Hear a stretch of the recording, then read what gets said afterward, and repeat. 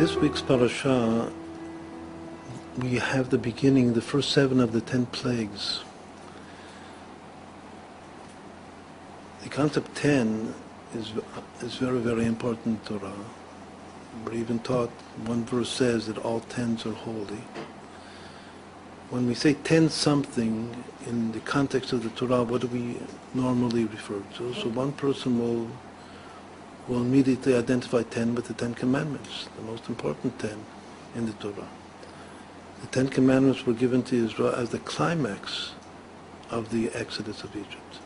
That's another few weeks, another 3 weeks, we can come to Parashat Yitro when the 10 commandments were given to Israel.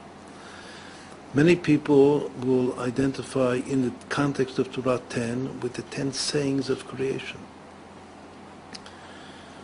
When God created the world, it says God said, let there be light, let there be a firmament, and so forth. There are 10 sayings of creation.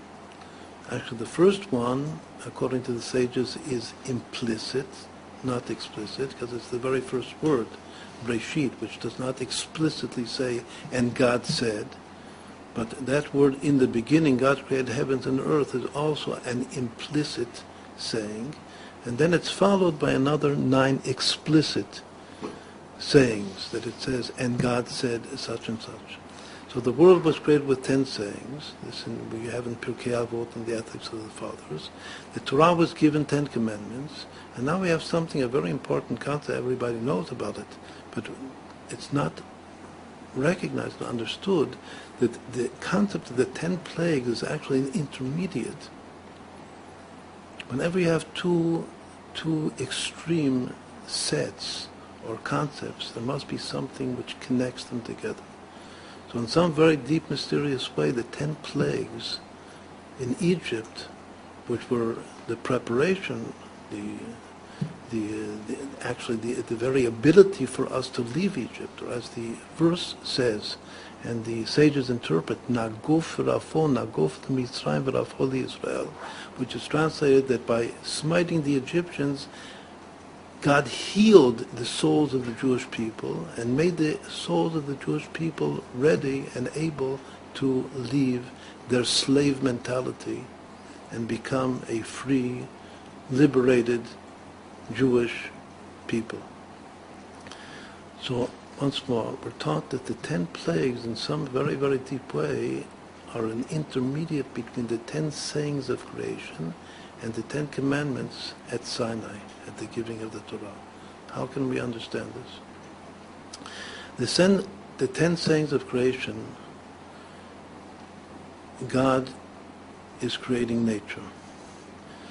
The Baal Shem Tov teaches us that in meditating, contemplating the wonders of nature, one of the purposes is that we ourselves, our souls, even though we are human beings, and we're very, very high on the ladder of the various kingdoms of creation. There's a mineral kingdom, a vegetable kingdom, an animal kingdom, and the human being.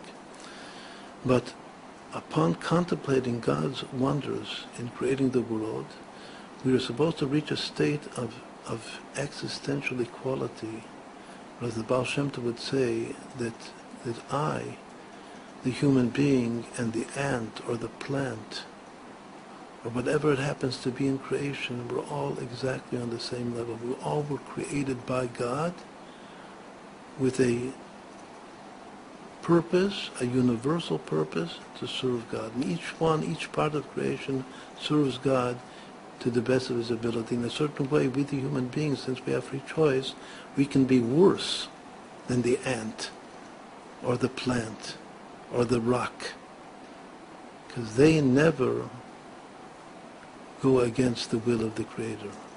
But we have free choice. We can't go against the will of the Creator. So once more, the service of meditating upon the 10 sayings of creation is to reach a state of humility, which is called hachna'ah in Hebrew, submission to the Creator. That actually, even though many things are being created, but there's one common denominator. There's always created lichvodo, to glorify or to give honor to the Creator. And in that sense, we're all equal. Even it says in the sages that in a certain way, since man was created last, so in a certain sense, he's the lowest level of creation. Because whatever was created first is a cause for that which comes afterwards. And the cause is always higher than that which is caused. So sometimes we say that the 6 days of creation are like an ascending ladder of organic or also inorganic forms. But in a certain sense, it's also a descending order. What about the Ten Commandments? We're going to go to the opposite extreme. The Ten Commandments are the absolute revelation of God in the context of His creation. The Ten Commandments begin with the word Anochi, I am God, your God, who has taken you out of the land of Egypt, the house of bondage. It's all a revelation of Anochi, which Chazal read, Anochi mish Anochi, I am that which I am, the essence of God. And all the Ten Commandments, they're commandments for us to perform, to do. But it's a divine revelation. When the Torah was given to Israel, the heavens opened, and God Himself was revealed. Obviously, that is not the revelation of the 10 plagues. It's certainly not the revelation of the 10 Commandments, of the 10 sayings of creation, the initial sayings of creation. What are the 10 plagues in between? The 10 plagues in between come to create a separation. We said, in meditating on the secrets of creation, in a certain sense, everything in the world is equal. It's all on an equal base. The 10 plagues are the first time in history that God is showing the world that there is a distinction between souls. That it's worth taking an Egyptian soul, which is in a certain sense an expression of negativity in the world, and smiting that negativity in order to heal the positive divine soul of Israel and to create a Jewish entity. That in Kabbalah is called separation, which follows submission. The absolute revelation of God is called sweetening. The Baal Shem Tov, the founder of Hasidut, says that any true process, spiritual process, must go through 3 stages.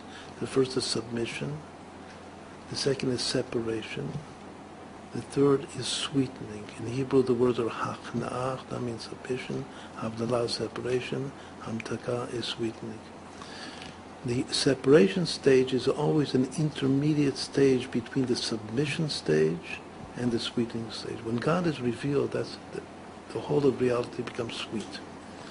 When God creates the world, so once more, we're here to experience that we're all like little ants to God. There's no difference. We're all creatures of the same Creator, and our purpose is to fulfill His will equally. But the fact that there's separation between souls, that's a novelty, that's something new.